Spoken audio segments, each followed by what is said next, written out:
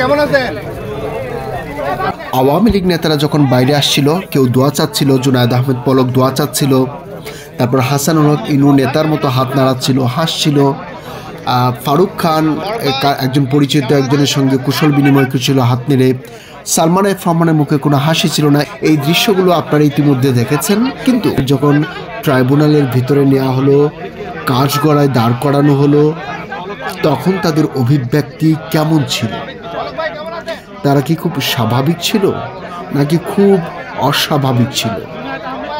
এইরকম একটা পরিস্থিতি হবে, তাদের আদালতে তাদেরকেই কারাগারে দাঁড়াতে হবে, তাদের বানানো এই ক্যাঙ্গারু কোর্টেই তাদের বিচার হবে। এটা কি তারা কখনো ভেবেছিল? কেমন ছিল তাদের সেই চেহারাগুলো? আপনারা একবার ভাবুন, একবার কল্পনা করুন। আমি যে দৃশ্যটা দেখেছি আসলে সেটি আসলে আপনাদেরকে একটু জানাতে চাই। যখন ঢুকলাম ঠিক 10:30টার দিকে আদালতের ভিতরে, এবং সেখানে বেশ প্রচুর গণমাধ্যম কর্মী। আদালতের ভিতরে 13 জনকে নেওয়া হলো, এর মধ্যে হচ্ছে একজন মাত্র নারী। তিনি হলেন দীপুমণি, সাবেক শিক্ষামন্ত্রী এবং সমাজ কল্যাণ মন্ত্রী। কিন্তু আদালতের কাঠগড়ায় নারী এবং পুরুষকে একসাথে রাখার কোনো নিয়ম নেই, আইন নেই। সেই কারণে দীপুমণিকে বাইরে রাখা হয়েছিল, বাকি 12 জনকে একটা কাঠগড়ার মধ্যে রাখা হয়েছিল। দীপুমণির সঙ্গে হয়তো, দীপুমণি যেহেতু কাশিমপুর কারাগারে ছিলেন, অনেক দিন পর দেখা। এই 12 জন ছিল হচ্ছে কেন্দ্রীয় কারাগারে। বহুদিন ক্যাবিনেটে যেরকম দেখা সাক্ষাৎ হলে হাসি ঠাট্টা হতো, কুশল বিনিময় হতো, এইরকম পরিস্থিতি গত 3 মাস ধরে নেই। দীপুমণির সঙ্গে সবার দেখা।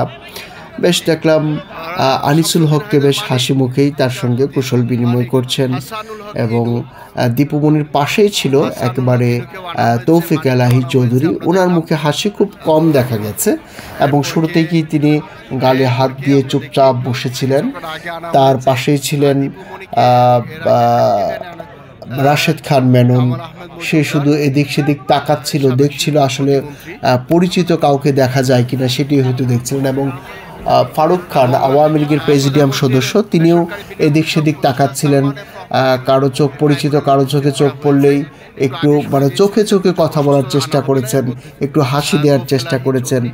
এর পাশেই ছিল হচ্ছে একেবারে, যদি আমি ডান পাশ থেকে ধরি আদালতের, তাহলে ওই জায়গায় ছিল শিল্প প্রতিমন্ত্রী কামাল আহমেদ মজুমদার, এবং ওই পাশে শেষ দিকে কে ছিল ঠিক মনে পড়ছে না, শাহজাহান খান ছিল এর মধ্যে।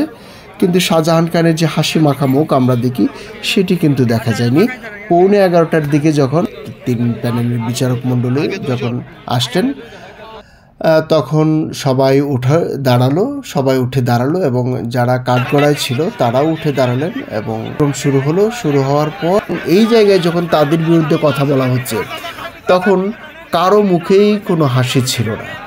একবারে থমথমে একটা পরিবেশ ছিল তাদের মধ্যে। যখন শুনানি হচ্ছিল, মাইকা স্পষ্ট শোনা যাচ্ছিল কি বলছেন, তাদের বিরুদ্ধে কি অভিযোগ আনা হচ্ছে। সেই অভিযোগের সময় সবাই চুপচাপ শুনছেন, এবং আইনমন্ত্রী আনিসুল হককে বারবার আমি আসলে বোঝার চেষ্টা করছিলাম তার রিয়াকশানটা কেমন হয়। আইনমন্ত্রী আনিসুল হক কোনোবার সোজা হয়ে বসছেন, আবার কোনোবার হাত গালে রেখে বসছেন, হাত তুতনির মধ্যে দিয়ে বসছেন। তিনি মনোযোগ দিয়ে, আমার কাছে মনে হলো মনোযোগ দিয়ে পুরো এই যে শুনানিটা, হিয়ারিংটা শোনার চেষ্টা করেছেন। তারপর তৌফিক এলাহি চৌধুরীও একই রকম। কিন্তু সবচেয়ে নিষ্প্রভ ছিল এই পুরো 12-13 জনের মধ্যে সালমান এফ রহমান, প্রধানমন্ত্রীর বেসরকারি বিনিয়োগ বিষয়ক উপদেষ্টা। তাকে একবারের জন্য, এক মুহূর্তের জন্য, একটি ক্ষণের জন্য তাকে হাসতে দেখা যায়নি। তাকে অনেকেই ডেকেছে যে সালমান ভাই, তিনি কারো দিকে তাকান নাই, আমি দেখি নাই, আমার চোখে পড়ে নাই। উনি ওনার গতিতে হেঁটে চলে গেছেন। তিনি হয়তো ভাবছেন যে আমার পজিশন কি থাকার কথা ছিল, এখন আমি এইখানে কেন?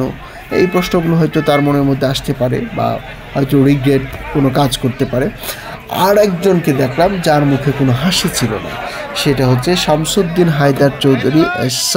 হায়দার মানিক, বিচারপতি, যিনি ভারতে পালানোর সময় ধরা খেয়েছেন, এবং তিনি বেশ আলোচিত এবং সমালোচিত একজন ব্যক্তিত্ব। বাংলাদেশের বিচারিক অঙ্গনে, এবং তিনি শেষ পর্যন্ত রাজনৈতিক টক শোতে যেতেন। রাজনৈতিক ব্যক্তিত্ব আসলে তাকে বলা যায় না। যাই হোক, শামসুদ্দিন হায়দার মানিক তাকেও একটি মুহূর্তের জন্য হাসতে দেখা যায়নি, এবং তার মধ্যে একজনের ভয় কাজ করছিল দেখে মনে হলো।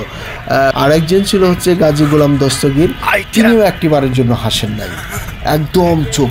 একেবারে শুরু থেকে আদালতে যখন তাকে নিয়ে আসা হলো, হেলমেট পরিয়ে নিয়ে আসা হলো নারায়ণগঞ্জ থেকে, তখন থেকে তিনি একেবারে চুপ, এবং আদালতে যতক্ষণ ছিলেন ততক্ষণ পর্যন্ত একেবারে চুপ ছিলেন, কারোর সঙ্গে কথা বলেন নাই। দীপুমণিকে বেশ হাস্যোজ্জ্বল দেখা গেছে, এবং জুনায়েদ আহমেদ পলক তাকে মনে হলো কিছুটা রিগ্রেট, তিনি অনুশোচনা করছেন, অনুতপ্ত হচ্ছেন, এটা দেখে মনে হলো। এবং তার যে চোখের ভাষা,